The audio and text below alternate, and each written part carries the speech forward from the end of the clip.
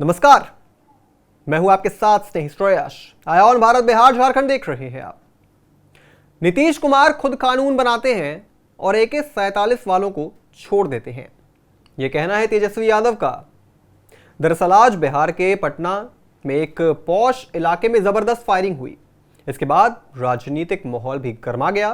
तेजस्वी यादव सामने आए और एक टर्म बड़ा चर्चित हुआ आज, जंगल राज बनाम राक्षस राज। ये टर्म तेजस्वी यादव ने ही दिया। नीतीश कुमार के राज को, जो इतना लंबा शासन उन्होंने किया है, उसको राक्षस राज बताते हुए तेजस्वी यादव ने जबरदस्त तंज कसा है। तो आखिर क्या है ये पूरा मामला, कहां से ये राक्षस राज का एक टर्म सामने आया, आज बिहार में क्या कुछ हुआ, इस पूरी चर्चा पर विस्तार से बात करेंगे। राजकुमार सर हमारे साथ मौजूद हैं, वरिष्ठ पत्रकार। राजकुमार सर, आज जो कुछ भी हुआ है पटना के अंदर, फायरिंग हुई, तेजस्वी यादव सामने आए, पौष इलाके में फायरिंग हुई है, कहा जाता है कि वहां की सिक्योरिटी बहुत अच्छी होती है। मतलब अगर पटना के ऐसे पौष इलाके में फायरिंग होगी तो सवाल उठना लाजमी है। इसमें तेजस्वी यादव की कोई राजनीति वाली बात शायद मुझे समझ में आ नहीं रही है, लेकिन जो राक्षस राज का एक टर्म आया, ये तेजस्वी यादव क्या साबित करना चाहते हैं? देखिए, पहले तो मैं ये कहूँगा कि राजधानी है, बिहार की राजधानी, और अपराध लंबा इतिहास रहा है बिहार में जी। राजधानी में उससे अछूती नहीं रही है और होते रहे ये चीज़। बीच बीच में नीतीश कुमार बने लालू जी के बाद तो भले बने, लेकिन पटना में अपराध कम हुआ, लेकिन ये चीज़ें होती रहीं। और अभी चूंकि अब चुनाव है तो हर छोटी बड़ी घटना को जो है बढ़ा चढ़ा के पेश किया जाएगा, और वो जो है विपक्ष का अपना हक भी है जी, और करना भी चाहिए। बिल्कुल। कि जब आपके राजधानी में इस तरह की चीज़ें हो रही हैं जी, तो सवाल तो उठेगा कि भाई कानून व्यवस्था किस तरह की है।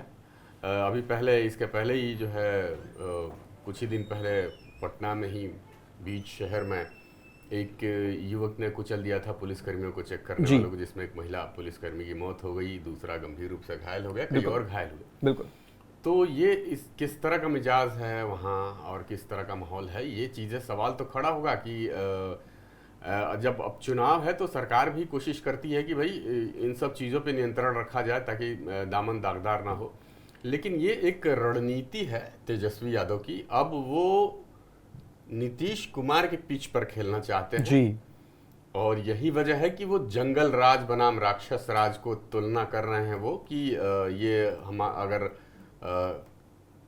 आरजेडी का शासन अगर जंगल राज था तो ये राक्षस राज है। तो मतलब उन्हीं के हथियार से उनको मात देने की एक रणनीति पे चल रहे हैं। और पिछले कुछ दिनों से देख रहे हैं कि एक क्राइम बुलेटिन रोज वो जारी करते हैं जी, और इन दिनों जहां हर जिले में जो भी घटनाएं हो रही हैं वहां जा रहे हैं, उसका पीड़ितों से मुलाकात हो रही है, उसके बाद वो अपराध को लेके, कानून व्यवस्था को लेके नीतीश सरकार पे सवाल उठा रहे हैं। तो ये चीज़ें अभी तो शुरुआत हुई है, इसमें अभी बहुत आगे लड़ाई जाएगी। अब देखिए किस तरह से आगे बढ़ता है, लेकिन ये है कि ये एजेंडा एक तरह से तेजस्वी यादव ने सेट कर दिया है कि जिस तरह से आप लोगों ने आरजेडी लालू प्रसाद यादव के शासन को आपने घेरा था जंगल राज बोल के, तो उसी तरह से अब नीतीश कुमार के 20 साल के इस शासन को, उनका 15 साल का था तो इनका 20 साल का हो गया, 20 साल के शासन को अब चूंकि 15 साल 20 साल आपने क्या किया, आखिर में अब चुनाव है, ऐसे में जो चीज़ें होती हैं जिसको मुद्दा बनाया जाता है वो बड़ा कारगर चीज़ें होती हैं, कारगर असरदार मुद्दे होते हैं। तो इसी को जो है हथियार बना के तेजस्वी यादव मैदान में उतर चुके हैं और इसमें अभी और बहुत सारी चीज़ें जोड़ने देखने को मिलेंगी, बहुत सारी चीज़ें जुड़ेंगी और ये आक्रामक तरीके से आरजेडी की तरफ से भी प्रचार किया जाएगा। अब ये सरकार के ऊपर है कि उससे किस तरह से निपटती है। चुनौती तो है अब सरकार के लिए भी, किरकिरी होती है और ये अच्छा मुद्दा उन्होंने भी ढूंढ निकाला है कि भाई अपराध हो रहे हैं, आंकड़े दिखाए जा रहे हैं, आरोप लगाए जा रहे हैं जी। तो इसी कड़ी में कांग्रेस के एक पूर्व सांसद हैं, अभी हालांकि वो अप्रैल में उन्होंने कहा था कि बिहार में 300% वृद्धि हुई है अपराध में, तो उन्होंने आंकड़े भी गिनाए थे तो सबसे पहले उन्होंने शुरुआत की थी, उसके बाद जो है तेजस्वी यादव ने इसको बाकायदा पिछले 1-1.5 महीने से वो रोज बताते हैं कि बिहार में किस जिले में क्या क्या अपराध हुए, और उसको लेके नीतीश सरकार पे, एनडीए सरकार पे निशाना साधते हैं। तो ये तो अभी तो शुरुआत है, ये और मुझे लगता है कि और आगे बढ़ेगी ये बात, और यही जंगल राज बनाम राक्षस राज वाला मुद्दा जोर शोर से जो है उठेगा। ठीक है, मुद्दा उठेगा, उठना भी चाहिए।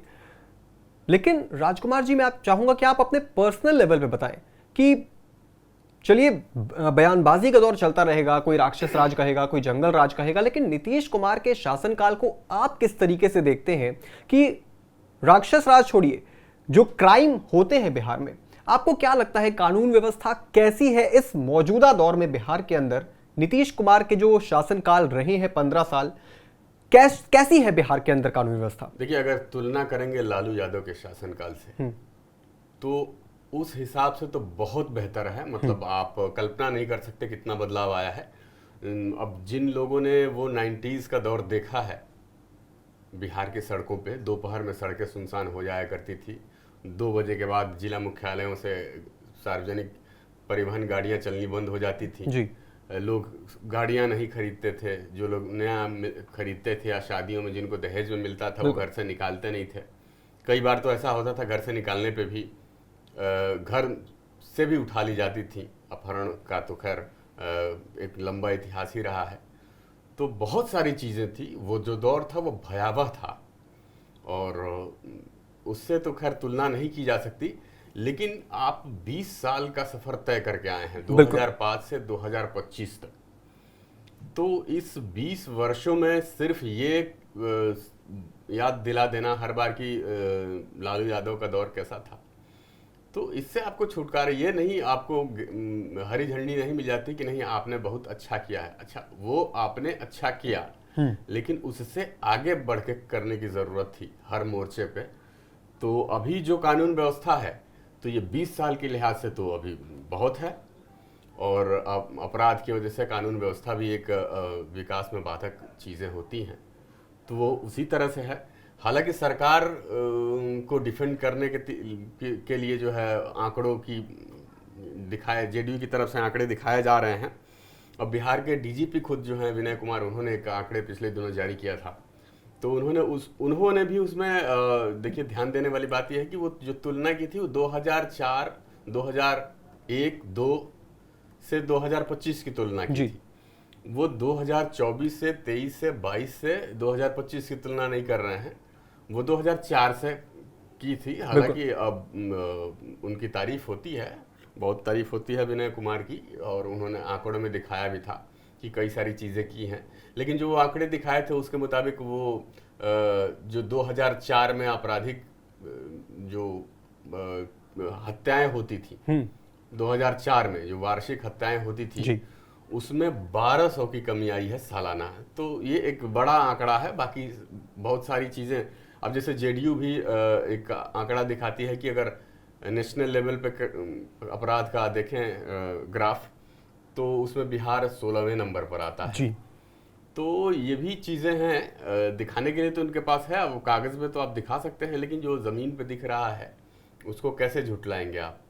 कागज़ पे दिखाइए कि नहीं सब कुछ ठीक है, लेकिन वहाँ जो ज़मीन पे दिख रहा है, और उसको ख़ास तौर पे जो विपक्षी दल है वो उसको बड़े कैनवस पे ले जा रहा है, चुनावी मुद्दा बना रहा है, तो एक तरह से आपके लिए चुनौती तो है और सवाल तो है। और सवाल तो खैर चुनाव है तो सवाल चुनाव में ही पूछे जाते हैं, इसके बाद ना नेता पूछने के लिए मिलते हैं, ना उसके बाद जवाब देने वाला कोई होता है।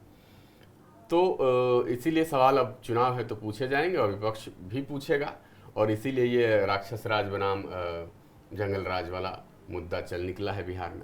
लेकिन क्राइम के लिहाज से आप नीतीश कुमार के खिलाफ एंटी इनकम्बेंसी को कैसे देखते हैं? मतलब क्या बदलाव ही अब एक सॉल्यूशन रह गया है बिहार में क्राइम को कंट्रोल करने के लिए, या जितने भी और मुद्दे हैं उनको सुलझाने के लिए क्या अब बदलाव ही एक मात्र उपाय है?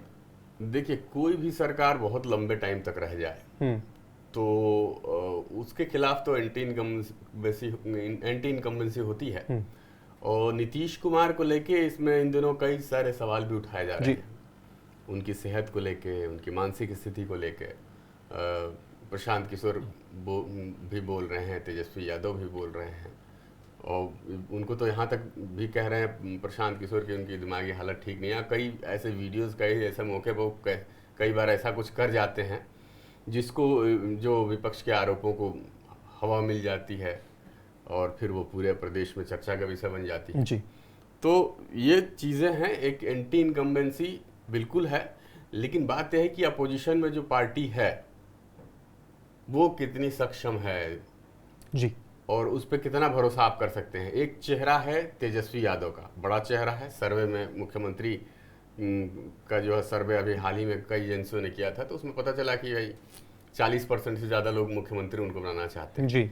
लेकिन सवाल तो ये भी है कि तेजस्वी हैं, अच्छी बात है, चेहरा है, युवा हैं, बहुत मेहनत कर रहे हैं, लेकिन वो इस कसौटी पे भी तो तौलेंगे कि भाई ये कितना करने में सक्षम है, बिहार के लिए कितना करने में सक्षम है, क्या करने में सक्षम है।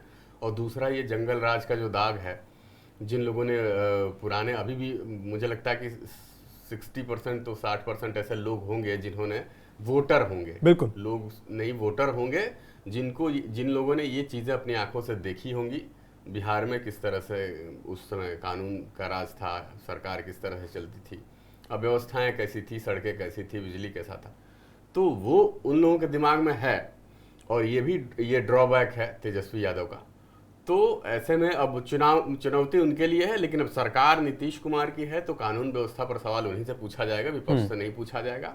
और वो 20 साल पहले क्या होता था वो चीजें नहीं पूछी जाएंगी, आज क्या हो रहा है उस पर बात होगी। बिल्कुल, आज क्या होगी उस पर बात होगी। और आज फिलहाल आज तो यही बात हो रही है कि बिहार के अंदर क्राइम बढ़ता जा रहा है। उसका उदाहरण भी आज ही देखने को मिल गया, जहां पर पॉश इलाके के अंदर, जहां पर कहा जाता है सीसीटीवी कैमरेज अच्छे खासे होते हैं, सिक्योरिटी टाइट होती है, वहां खुलेआम फायरिंग हो गई। तेजस्वी यादव ने इसको मुद्दा भी बनाया।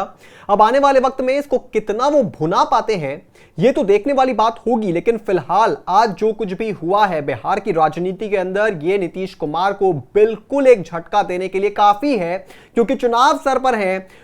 सुरक्षा का मुद्दा जो है वो लगातार उठाया जाएगा। प्रधानमंत्री मोदी भी जब बिहार आते हैं तो वो देश की सुरक्षा की बात करते हैं, तो जरूर जनता भी उनसे पूछेगी कि देश की सुरक्षा तो बहुत अच्छी है, राज्य की सुरक्षा का क्या, बिहार की जनता की सुरक्षा का क्या, जब खुलेआम कोई आता है और फायरिंग करके चला जाता है और पुलिस उसके पीछे पीछे भागती रहती है।